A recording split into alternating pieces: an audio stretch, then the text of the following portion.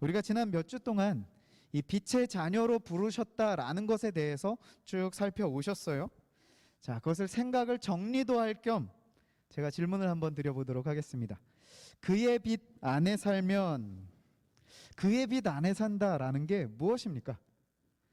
그의 빛 안에 살면 하면 혹시 어떤 이미지가 그려지세요? 뭔가 뭐 정확하게는 잘 모르겠지만 뭔가 모를 좀 밝고 희망적인 그러한 어떤 이미지가 그려지시나요? 뭐 이런 느낌이 아주 틀린 것은 아니지만 왜 그런 그림이 그려지는가 하는 것을 우리가 오늘 본문을 통해서 함께 살펴보고 우리 각자의 삶의 자리에서 점검해보는 그러한 시간을 갖도록 하겠습니다. 먼저 우리 오늘 본문 3장 6절 말씀을 보시면요, 그 안에 거하는 자마다 하면서 이렇게 시작을 하고 있습니다. 여기서 주체가 되는 그라고 하는 존재는 구원자이신 예수 그리스도, 즉 빛으로 오신 예수님을 가리키는 것이죠. 그리스도 안에 거하는 자마다, 즉 그의 빛 안에 거하는 모든 자들은 하는 것이죠. 이어서 보시면 그들은 범죄하지 않는 자들, 범죄하지 아니하나니 이렇게 선언하고 있습니다. 즉 그의 빛 안에 거하는 자들의 어떤 두드러진 또 대표적인 특징이 있다면 범죄하지 않는다는 점을 지금 강조하고 있다는 것이죠. 자, 그런데 그의 안에 거하는 자들은 왜 그렇다면 범죄하지 않는가? 오늘 읽지는 않았지만 우리 앞선 구절 1절부터 좀 빠르게 보겠습니다. 성경을요 눈으로 한번 따라서 읽어주세요. 1절부터 보시면 아버지께서 어떠한 사랑을 우리에게 베푸사 하나님의 자녀라고 일컬음을 받게 하셨는가? 즉 그 은혜를 생각해 보라는 것입니다. 그리고 이어지는 2절은 우리를 사랑하시고 자녀 삼으신 그분을 우리가 장래에 보게 될 소망, 그 소망에 관해서 얘기하면서 이어지는 3절, 이 소망을 가진 자마다 뭐라고 합니까? 그의 깨끗하심과 같이 자기를 깨끗하게 한다는 것이죠. 하나님을 사랑하고 예수님을 만날 이 소망으로 살아가는 자들은 그러니까 예수님의 깨끗하심과 같이 자기 자신을 깨끗하게, 자신의 삶을 정결하게 한다라는 것이죠. 무슨 얘기입니까? 예를 들어서 한번 설명해 볼까요? 우리 연인과의 데이트, 이것도 뭐 이제 5년 차, 6년 차 이렇게 좀 접어든 연인들 말고 이제 막 갓 연애를 시작한 그런 연인들, 이런 연인과의 데이트를 하러 나갈 때 그때를 한번 생각해 보세요.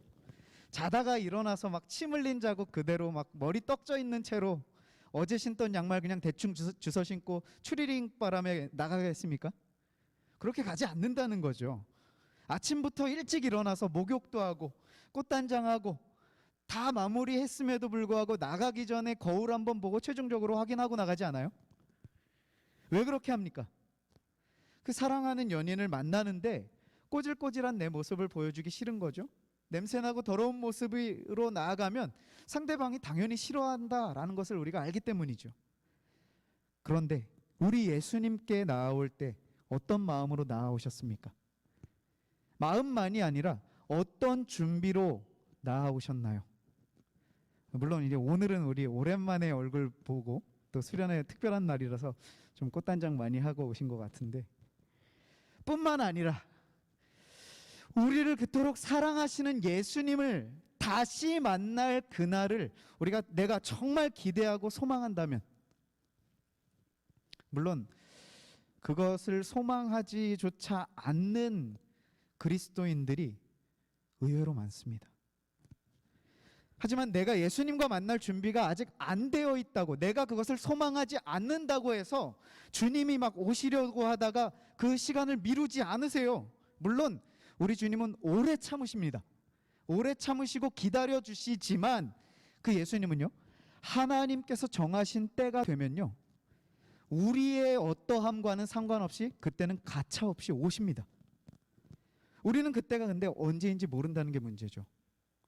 내일일 수도 있고 2000년 후일 수도 있고요.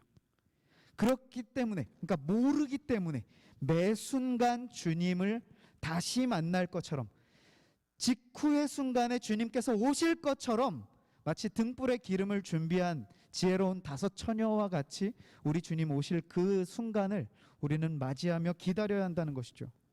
그런데 실제로 나의 한 주간의 삶을 돌아볼 때 어떠십니까?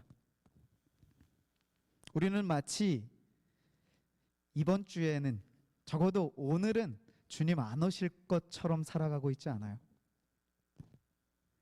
주님이 오실지 안 오실지조차 생각도 안 하고 그냥 살아가는 그리스도인들이 태반인 게 현실입니다. 주님 다시 오실 날을 기다리지 않고, 예비하지 않고, 생각하지 않고, 준비하지 않는 그리스도인들이 많다라고 해서, 다수라고 해서 나도 준비 안 해도 된다라고 여기며 오늘을 주님과 무관한 채 살아간다면요, 신랑을 맞이하며 등불을 준비하는 그 처녀들 가운데 기름을 준비하지 않은 어리석은 5 처녀가요, 어떠한 결론을 맞이하게 됩니까? 결국 그 잔치 자리에 함께하지 못한다는 거예요. 우리 이 심각성을 가지고 주님 다시 오실 그날을 순간순간 예비하며 기다리며 준비하며 나아가야 하지 않을까요? 다시 말씀드리지만요, 주님 곧 오십니다. 예수님께서요, 제가 전에도 몇 번 말씀드렸지만 2000년 전에 이제 부활하시고 승천하시면서 뭐라고 말씀하셨냐면, 너희들이 본 바와 같이 내가 곧 다시 올 거야 라고 약속을 하셨어요. 근데 2000년 동안 안 오셨어요. 그죠? 2000년 동안 안 오셨으니까 뭐 앞으로도 언제 오실지 기약이 없으신 것처럼 멀리 느껴지시면 안 돼요. 곧 오시겠다고 했는데 2000년 동안 안 오셨다는 것은요, 그만큼 2000년이라고 하는 시간만큼 더 가까워졌다는 거예요. 오히려 초대교회 때 사람들보다 우리는요, 그 오실 주님을 더 심각하게, 더 맞이할 준비를 깨어 있어서 준비하며 나아가야 하는 그러한 우리라는 것이죠. 우리 성도에게 있어서 이와 같이 종말론적인 신앙관은요, 굉장히 중요한 요소가 됩니다. 분명 끝이 있는데 그 끝은 아주 먼 훗날에 있을 일이 아니라 바로 직후의 순간에 일어날 수 있는 일로 여기면서 산다면요, 지금 내가 접하게 되는 이 상황들, 이 현실들을 바라보는 나의 시각이 달라지지 않겠습니까? 우리가 쉽게 공감할 수 있는 실제 사례가 우리 고3 때, 이 중에 우리 중에 그런 경험들이 있으신 분이 있는지 모르겠어요. 고3이 되면 마치 그 고3 1년은 교회를 좀 뒷전으로 해도 되는 것처럼, 교회로부터도 배려를 받고 부모님들로부터는 강요를 받고 본인 스스로도 그렇게 여기면서 대학 들어가서 교회 열심히 다니겠습니다, 청년부 열심히 이제 대학 가서 열심히 다닐게요, 다짐하면서 한 해를 공부에만 매진하죠. 물론 공부 열심히 하지 말아라 라는 것을 말하는 게 아니라, 그와 같은 결정과 생각과 판단을 할 때 그 가운데 오늘 주님이 오신다는 것을 과연 염두에 둔 판단이냐는 것을 묻고 싶어요. 뿐만 아니죠, 고3들만의 얘기가 아니에요. 취업을 준비하면서요, 또 혹은 직장에서 어떤 프로젝트를 준비하면서요, 혹은 인생에 있어서 굉장히 중요한 일들을 준비하면서요, 우리는 그 어떤 상황 가운데 어떤 마인드를 가지고 있었는가를 정직하게 돌아보아야 한다는 것이죠. 마치 주님은 내가 취업한 이후에 오실 분처럼, 내가 이 프로젝트를 마친 이후에 오실 것처럼, 나의 인생의 이 중요한 이 일을 끝낸 후에 주님 오실 것처럼 여기고 그 일에 전적으로 매달리지 않았느냐 생각해 보자는 것입니다. 그럼 여기서 실제적인 고민이 생기지 않습니까? 이 실제적인 그 고민은 그럼 어쩌란 말이냐는 거죠. 어쩌라는 거예요. 입시를 준비하면서, 취업을 준비하면서, 프로젝트를 준비하면서, 인생의 중요한 일들을 준비하면서 나의 중심에요, 주님이 곧 이제 바로 오실 거다라는 이 인식과 더불어서요, 그 순간에 이제 내가 바로 직후에 주님과 이제 대면하게 될 때요, 얼굴과 얼굴을 마주하게 될 때 부끄럽지 않도록 이 일을 감당하겠다는 마음가짐으로 그 자리에 있어야 한다는 것입니다. 조금 뭐합니까? 좀 더 구체적으로 다시 고3의 입시 예를 들어보자면요, 고3 친구들이 입시에만 전념하는 이유가 무엇입니까? 일단은 발등에 불 떨어졌으니까, 그죠? 지난 시간 동안 좀 공부에 소홀히 했으니까 또 있지만, 옆에 있는 친구들이 열심히 하니까 이 이유가 크지 않아요? 내 옆에 있는 짝꿍이 걔는 이제 뭐 열심히 한다고 하니까, 물론 저변에는 좋은 대학 가고 싶은 어떤 욕심, 마음의 자세도 있겠지만요, 아무튼 옆에 있는 친구들이, 학급 친구들이, 다른 고3 친구들이 열심히 올인하기 때문에 나도 교회 가는 시간을 좀 줄여서 거기에 발맞춰 나가야 한다라고 생각을 하는 거죠. 그런데 그 순간에 이 임박한 재림을 기억하는 자는 어떤 자세로 입시를 준비하겠냐는 거예요. 입시가 오히려 나중에 일어날 일인 거죠. 이들에게는 입시가 11월 달에 있을 일이면 주님 재림하실 거는 오늘 재림하실 수 있다. 우선순위가 달라진다는 거예요. 입시보다 오늘 주님이 오신다면 내가 입시 때문에 교회를 등한시하고 주님과의 관계를 뒷전으로 하는 것이 오히려 두려워진다는 거죠. 그래서 오히려 하나님과 관계를 더 우선시합니다. 그리고 나서 왜 이런 얘기들 들으신 적 있을 거예요. 교회 고3인데도 교회 열심히 다니는 친구들, 이제 교회 어른들이나 아니면 교회를 다니지 않는 분들이 쟤는 저러다가 자기 인생 어떻게 하려고 저러고 있냐고 하는 소리요. 그런 소리 안 들으려고요, 더 열심히 공부하는 거예요. 공부하지 말라는 게 아닙니다. 다른 친구들보다, 교회를 뒷전으로 하거나 교회를 안 다니는 친구들보다 더 열심히 준비하는 거예요. 왜냐하면 내가 교회만 열심히 다니고 공부를 열심히 하지 않았을 때 다른 게 아니라, 내가 뭐 좋은 대학 못 가고 이 문제가 아니라 나의 그러한 선택과 행동 때문에 하나님의 이름이 땅에 떨어질까 봐. 우리의 마음가짐이요, 이 마인드 자체가요, 우선순위 자체가요, 바뀌어져야 된다는 거예요. 기준점이 달라져야 한다는 것입니다. 그래서 우리가 솔직히 뭐 교회 안 나가고 고3 한 해 동안 열심히 공부에만 올인한다고 해서 한 시간도 안 쉬고 365일 공부에만 전념합니까? 아니죠. 그죠? 오히려 교회를 안 나가게 됐다는 여유감 때문에 막 그 시간에 좀 여유를 부리지 않아요? 성도는 그런데 그렇지 않다는 거예요.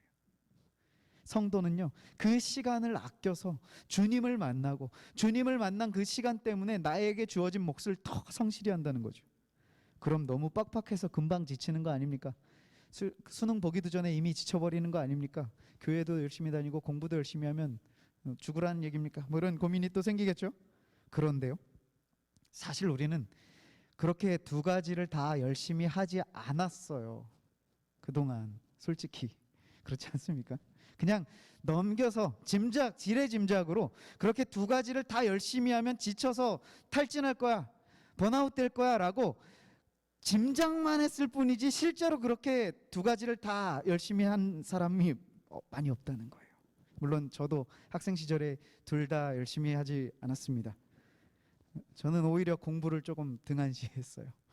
뭐 그렇다고 뭐 교회를 열심히 다닌 것도 아니지만, 아무튼 우리가 어떤 간증이나 여러 신앙의 선배들의 모습을 통해서요, 이 두 가지를 다 성실히 열심히 해낸 사람들의 모습을 보게 돼요.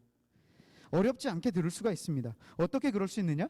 그건 그야말로요, 하나님께서 그와 같이 하나님과의 관계를 우선으로 하고 나아온 자들에게 힘 주시고 지혜 주시고 능력 주시는 것을, 그 역사가 일어나는 것을 그들은 경험했기 때문이다라는 거예요. 그와 같은 역사가요, 지금 우리 때에도 분명히 일어나고 있다는 것이죠. 오늘 우리의 삶도 마찬가지여야 합니다. 하나님을 믿는 자답게, 그의 빛 안에 거하는 자답게 살아야 한다는 것이죠. 또한 그렇기에 그의 빛 안에 거하는 자들은요, 오늘 본문의 메시지이기도 하지만 절대로 어둠 가운데 거할 수 없다라는 것입니다. 그 어떤 어둠에도 이 빛이라고 하는 것이 비추면요, 어둠은 사라질 수밖에 없어요. 이것이 자연의 법칙이고 진리입니다. 뭐 간혹 이렇게 말씀드리면 암흑 물질, 이제 과학을 물리학을 조금 아시는 분들, 뭐 우주를 조금 아시는 분들은 암흑 물질에 대해서 이제 얘기를 하시는 분들이 있어요. 뭐 빛이 통과하지 않고 빛을 반사하지 않는 어떤 그런 암흑 물질이 있다라고 이제 주장하는 사람들이 있는데, 올해 초에 이제 연구 결과 가운데 암흑 물질은 존재할 필요가 없다라고 이제 연구된 그런 발표가 있었어요. 뭐 아무튼 이건 우린 논외로 합시다. 우리는 뭐 전문가가 아니니까 그건 전문가들이 할 일이고, 아무튼 지금까지 일반적으로 발견된 결론은요, 빛이 비추는 곳에는 어둠은 사라진다. 빛과 어둠은 서로 공존할 수 없다라는 것이 정설이죠. 그렇다면 빛이신 주님께서 어둠이었던 우리를 비추셨어요. 비추신 정도가 아니라요, 그 빛 자체가 우리 안에 계시는 거예요. 그렇기 때문에 우리는 이제 절대로 어둠에 거할 수 없는 존재적인 변화가 이미 일어났다라는 것입니다. 이 변화는요, 이제 나중에 이제 우리 수련회를 통해서 돌아가는 길에 일어날 변화가 아니라 이미 우리 안에 일어난 변화라는 것입니다. 예수님께서 십자가에서 죽으셔서 나를 모든 죄에서 구원하셨다라는 이 진리를 믿으신다면요, 그것이 실제로 우리에게 미치는 영향은 바로 내가 더 이상 어둠에 속하지 않는 존재가 이미 되었다라는 것을 선언하는 것이고 의미하는 것입니다. 그래서 오늘 본문에서 그 안에 거하는 자마다 범죄하지 않는다라고 사도 요한은 단호하게 선포하고 있는 것이죠. 이 5절 말씀, 우리가 6절 말씀을 읽었지만 6절에 5절 말씀을 풀어보면요, 빛이신 그분은 우리 죄를 없애려고 오셨는데, 그분은 죄가 없으시다는 거죠. 그 죄 없으신 분이 우리 죄를 대신 지시고 죽으심으로 우리 죄를 사하셨고, 그 죄 없으신 분이 우리 안에 거하셔서 빛을 비추고 계시다라는 거예요. 우리 한 주간의 시간을 돌아볼 때 빛의 자녀라는 이 호칭이 너무나 무색할 정도로 어둠의 자녀처럼 살지 않으셨습니까? 사탄은요, 그런 우리를 향해서 또 속임으로, 거짓으로 속이고 우리를 공격합니다. 거봐, 넌 안 돼. 아니면 그냥 그렇게 어둠에 조금 더 같이 있자 하면서 우리를 점점 어둠의 늪으로 끌고 들어가려고 합니다. 다시 말씀드리지만 그것은요, 거짓이고 속임수입니다. 거짓과 속임수는요, 사실 아무런 효력이 없는 것인데 우리는 그동안 거기에 너무나 쉽게, 그리고 너무 오랜 시간 동안 빠져 있었어요. 그럼 그 속임으로부터 어떻게 빠져나올 수 있는가? 이미 습관으로 고착화된 죄의 그늘에서 벗어나 이렇게 나아가는 것이 생각처럼 쉽지는 않을 수 있습니다. 내가 의식적으로 죄를 짓지 않으려고 발버둥 쳐도요, 이미 길들여진 나의 육체가요, 습관을 따라서 어둠의 길을 선택하는 게 우리의 모습일 수 있어요. 그때 극기와 고행으로 자기 자신을 채찍질하지 마시기 바랍니다. 오히려 그 순간에요, 우리가 어둠의 길, 거짓과 속임수에서 돌아설 수 있는 유일한 방법이 있다면요, 이미 내 안에 빛으로 계신 그분께서 나를 얼마나 사랑하시는가를 묵상하고 생각할 때 그 사랑이 우리 안에서 이렇게 활동하기 시작합니다. 그 사랑 때문에요. 내 안에 내가 주님을 사랑하는 그 사랑이 아니라요, 주님께서 나를 사랑하시는 그 사랑이요, 그 사랑과 감사와 감격이 나의 심령에 막 불일 듯 일어나게 되고요, 바로 그 순간 하나님이 싫어하시는 죄가 내 안에서 미워지게 됩니다. 바로 이 순간이 어둠이던 나의 마음밭에 예수 그리스도의 생명의 빛이 비춰지기 시작하는 것이죠.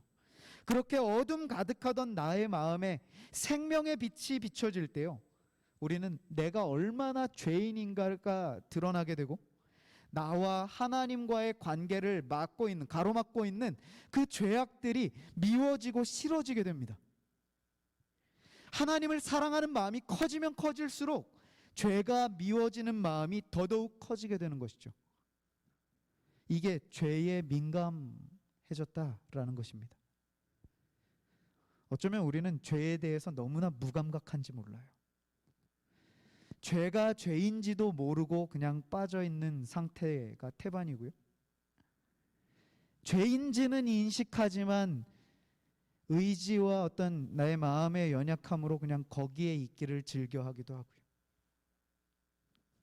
죄에 너무나 무감각해져 버린, 둔해져 버린 우리의 영적인 상태가 아닌지를 우리 다시 한번 점검해 보셨으면 좋겠어요. 죄가 미워지는 마음이 커지면 커질수록 우리는 하나님을 사랑하는 마음이 더더욱 커지게 됩니다. 반대로 죄가 밉지 않다면요, 죄가 싫지 않다면요, 우리 하나님을 우리가 생각하는 것처럼 그렇게 많이 사랑하고 있지 않는 거예요. 하나님을 사랑한다라고 하면서 나의 죄에 대해서 민감함이 없다라면요, 그것은 둘 중에 하나가 잘못된 거예요. 내가 하나님을 사랑하는 것이 잘못됐던가? 내가 무엇인가를 잘못 알고 있던가?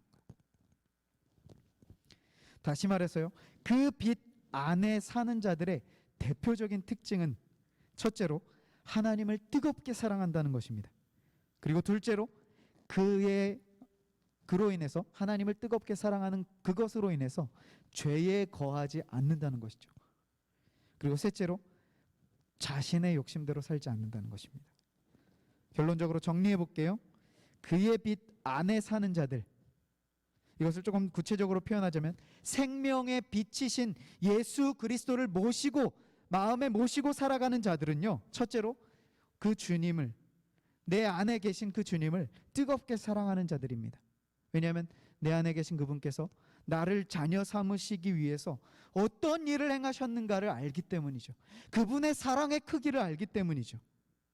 그리고 그분을 그렇게 뜨겁게 사랑하다 보니 당연히 그와 나와의 관계를, 하나님과 나와의 관계를 가로막고 있는 이 죄악들이 싫어지게 되는 거예요. 왜냐하면 내가 사랑하는 그분께서 일단은 죄를 미워하시고, 또 나아가서 오늘 본문과 같이 그분께서 이 죄의 문제를 해결하기 위해서 오셨기 때문에, 또한 나의 그 죄악의 문제들, 이 죄의 사슬을 끊으시기 위해서 오시고 목숨을 버리시기까지 그 일들을 이루셨다라는 것을 알기 때문이죠. 그래서 그들은 반복되는 죄와의 싸움에서요, 이제 그 이후에 계속 승리하면 좋겠죠. 하지만 그렇지 않아요.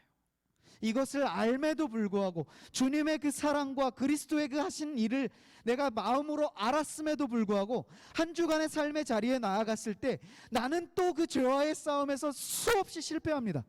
넘어지고 쓰러지고 무너집니다. 그럴 수 있어요. 그런데 그것을 받아들이지 않는 거예요. 인정하지 않는 것입니다. 끝까지 싸우기 위해서 다시 일어나는 거예요. 주님의 사랑 붙들고요, 다시금 나아가는 거예요. 하나님을 사랑하기 때문에요. 이게 주님을 사랑하는 자들의 특징이라는 거예요. 그래서 그렇게 하나님을 사랑하고 죄와 싸우는 그들의 삶을 보니 결과적으로 그들은 자신의 삶을 자기가 원하는 대로 이루고, 그렇게 이루고 싶은 대로 이루면서 사는 것이 아니더라는 것이죠. 자기 욕심 이루면서 사는 삶이 아니더라는 것, 그 결론을 우리가 보게 되는 것입니다. 하나님을 뜨겁게 사랑하며 이 죄와 나의 삶의, 나의 심령의 죄의 문제와 치열하게 싸우며 하나님께서 기뻐하시는 우리의 일상의 삶을 살아가는 그의 빛 안에 사는 우리 모든 청년들 되시기를 주님의 말씀으로 축복합니다.